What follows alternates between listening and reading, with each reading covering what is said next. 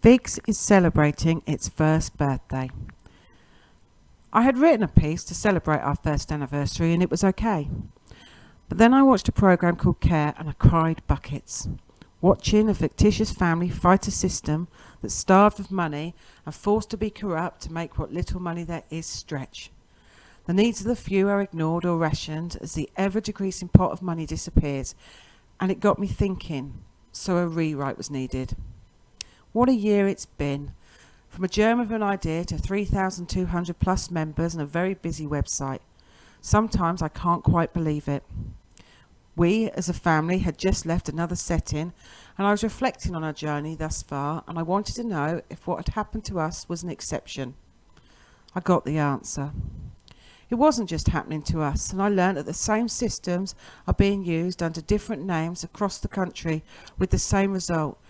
Children being driven to mental health crisis by a system meant to protect them, yet fails to see them. As a parent of both an autistic son and daughter, I can see that he has far greater education opportunities and was diagnosed significantly earlier than his sister. This has led to the early support and the correct educational setting being found for him, and he is flourishing. We mournfully reflect on how different an experience our daughter would have had if she had just been recognised earlier. I have spoken to parents across the country and beyond who are fighting for their children. I've spoken to autistic adults who have, in many cases, waited years being misdiagnosed and unsupported. I've spoken to educators who recognise the damage being caused but are unable to change it. I have spoken to organisations from across the country, the heroes in this, who are desperately trying to support and plug the gaps left by the funding crisis. I have read countless articles, watched countless programmes, news reports highlighting the problems, and yet here we are. Let's pick that apart a bit more. Parents are often portrayed as the enemy, the bad guys. However, I don't see that. What I do see is parents desperate to support their children, and when you're desperate, you will clutch onto anything that offers to help. This worries me, as I've seen a growing industry around supporting autistics and have come across many organisations where the most prominent words are pay now. Some of the paid for services are great, autistic-led organisations that put the autistic at the centre, but some are not so good and many are horrific. If you walk out of a paediatrician or CAMS appointment with 3 letters in your head and Dr. Google at your fingertips, you probably aren't going to be able to differentiate between what's good advice and what's potentially harmful to your child. There are many therapies being advertised across the web that are harmful to autistics, whether it be medical cure therapies, anti-vax information or therapies to train away the autism, and it genuinely scares me. Ideally, I would like there to be autistic-led signposting outside every diagnostician office directing parents to autistic-friendly support and advice. Which brings me to my next point. There seems to be battle lines drawn between parents of autistic children and autistic adults, and here's what I've come to realise. Parents want to support their children, and autistic adults don't want your children to go through what they went through. Things they went through that are still happening now everywhere, despite there being so much more knowledge around. The autistic adult community, I have found, have been the source of so much help and support, more than any NHS service, more than CAMS, more than any educational team or behavioural expert. Their combined knowledge is greater, more realistic and more tangible than any professional service can offer. They want to help, but they are also bruised from years of being damaged by a system that worked on forced compliance, conformity, being pushed to be normal. Imagine that for a minute. The world around you telling you that how you are isn't good enough, that you must change, that the last person you should be is yourself. You grow up hiding your authentic self to fit everyone else's agenda, and all the time no one bothers to see the damage it's causing you. The same thing happened to autistic children now. Autistic adults get it. They don't want that for your children any more than you do. They want to help. With increasing evidence supporting the idea of a genetic link, it's highly likely that at least one of the parents is also on the autistic spectrum. They may not even realise it. I speak to parents all the time who quietly tell me they think they may be autistic too, And I'm not surprised, but they are also frightened. They recognise the struggle of their children, but many won't seek diagnosis because they are concerned that they will be judged as bad parents and their children will be removed, which means these families are so vulnerable to abuse. A friend of mine summed it up. Our families are made of glass, fragile and can be broken at any time. Being put under tremendous stress trying to support our families with no support, is it any wonder relationships break down under the pressure? If we do reach out for support or show vulnerability, we are judged.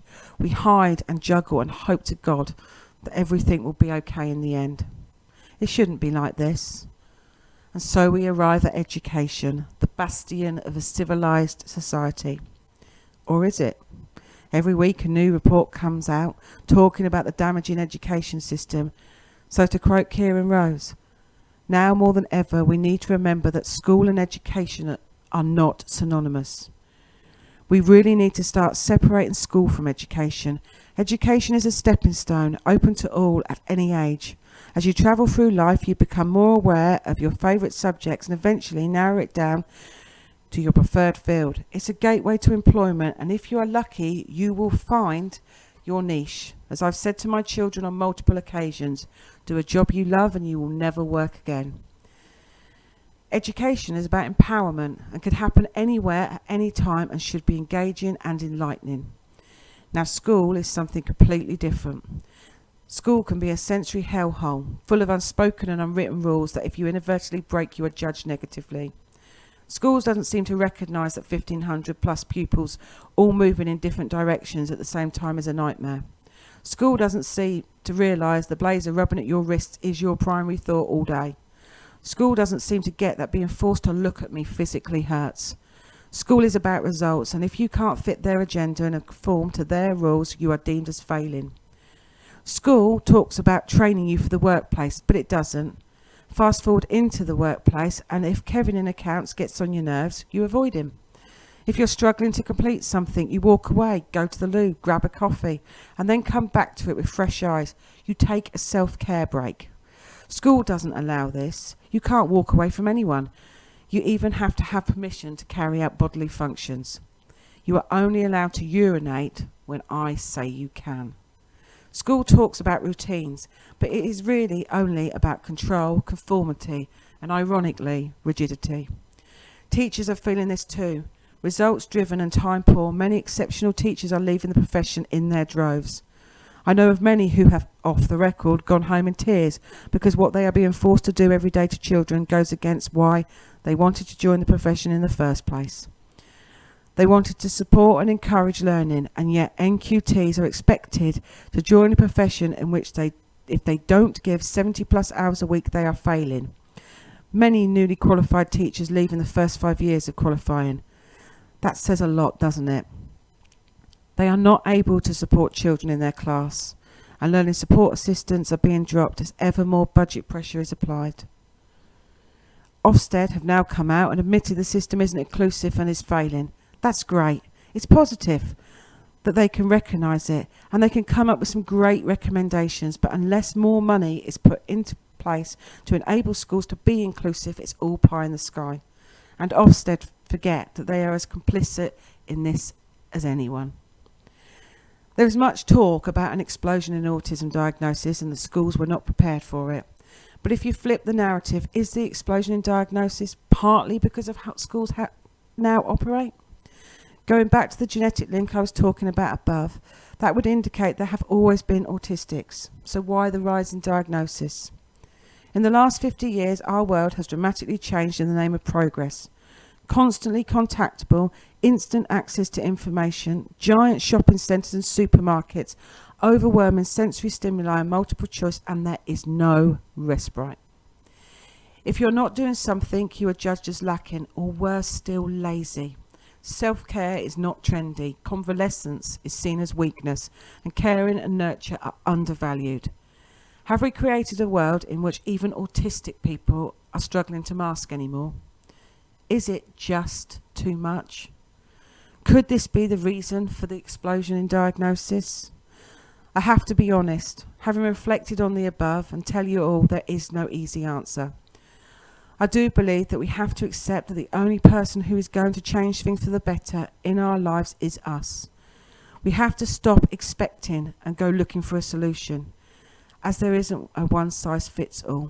I do believe the most effective support will come from grassroots organisations set up by people to support each other, led by autistics for autistics, autistics who have learned to accept themselves and are not in it for themselves. If there isn't something near you, create it. Help organise a local group, arrange meetups, find your people. Energy spent looking for a mythical support is wasted and is demoralising. Trust your own instincts. I know that can be difficult to envisage when we are subliminally led to believe that government knows best, but I think we can all agree recent events suggest otherwise. Recognise the lead professional is you, whether advocating for yourself or your child. When making decisions about your child, ask yourself one question. Would I be happy if what I'm proposing was done to me? Acknowledge and accept you will make mistakes and accept they are stepping stones to success. Don't assume a diagnosis or EHCP is the answer. You may well be disappointed. We will be judged in the future on how we supported our most vulnerable in society, and right now I'm not sure that judgment will be favourable. But I also see chinks of light through the gloom. Tentative baby steps are being made. Organisations like FIGS are pulling people together. Autistic-led organisations are showing us the way, and in light of this, all of us now have a responsibility to pull on our hobnail boots and march forward together to create a better future for all of us and those who are yet to come. Humanity has come so far in such a short space of time, but now the time has come for our last real barrier as a people to be honestly addressed. Society needs now to accept all difference, whether it be gender, colour, religion, disability, sexual orientation or neurology. We need to care. Vive la différence.